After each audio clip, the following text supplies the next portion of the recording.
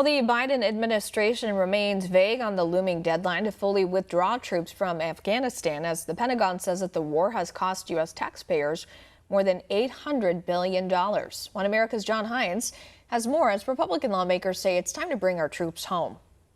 I know with regard to Afghanistan, the Biden administration is under mounting pressure as it weighs whether to fully withdraw troops from Afghanistan by May 1st. A deadline negotiated by the Trump administration. Recently, Joe Biden has hedged, saying, quote, a withdrawal, quote, could happen but is tough. What do you make of what could be interpreted as a dodge on this particular question? You know, I think we've been at war too long in Afghanistan. It's certainly outlived its mission. If you talk to any generals or anybody that's been following this war and you ask them, what is our military mission in Afghanistan, they can't tell you. In fact, people say, well, we're building roads and schools and we want them to have women's rights the same way we have women's rights in our country, which are admirable things, but they're not actually things you usually ask our sons and daughters to die for. Usually we die for an enemy that's trying to kill us or attack us. You know, after 9/11, I think it was justified to go in and go after the people who attacked us. Those people have been dead and gone for decades now. They're now the kids of people we killed 20 years ago fighting it against us. It's a country that's been tribal in nature for really since the beginning of time. They're not really a advanced Western society like ours. For us to sort of impose our will and just stay forever, it's just, you know, we're spending $50 billion a year. We've spent, you know, over $1 trillion there. I think it's time to come home. Is it going to be perfect when we leave? No, but it's not perfect with us there. I mean, we're there, and the Taliban has gradually been taking over more and more of the countryside. They probably control a third to a half of the country now.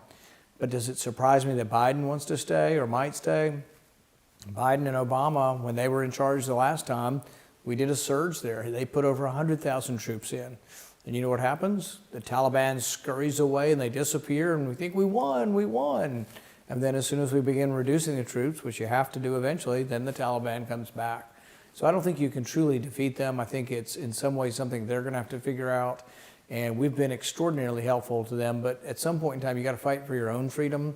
And I think the Afghanis are going to have to figure this out. But I'm not for sending any more kids over there. Isn't this a little bit unique, though, because this is, I think your concern is really bipartisan in nature concerning any administration, whether it's the Bush administration or the Obama administration. Is this policy different today than it was maybe 10 or 20 years ago? The policy of the administration, you mean?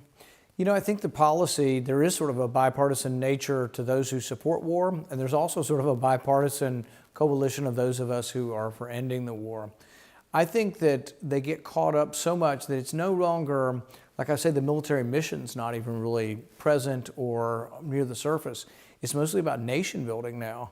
And it's about sort of devising a Western style government that we can be pleased with, that treats people the way we would want to be treated. And it's about building roads and schools and gas stations and hotels. And there is a large number of people here in Washington who would just stay forever. They just say, well, they need us and we're going to take care of them in sort of this paternalistic way. When President Trump decided to move some troops around in Syria, they had 200 troops, not a big deal, moved them out in front of 100,000 Turks massing. They had a vote in Congress immediately the next week, a couple of days later, and 77 U.S. senators voted to condemn Trump for moving troops around. He's tried to remove some troops from Germany. The Biden administration's reversed that too.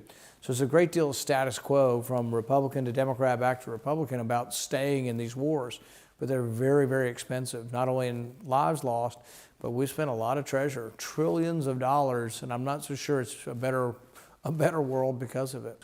Senator Rand Paul, thank you for talking to us on One American News, sir. Good to catch up with you. Thank you. Want to see more videos like this? Visit OAN.com for immediate access to all the clips you've been waiting to see.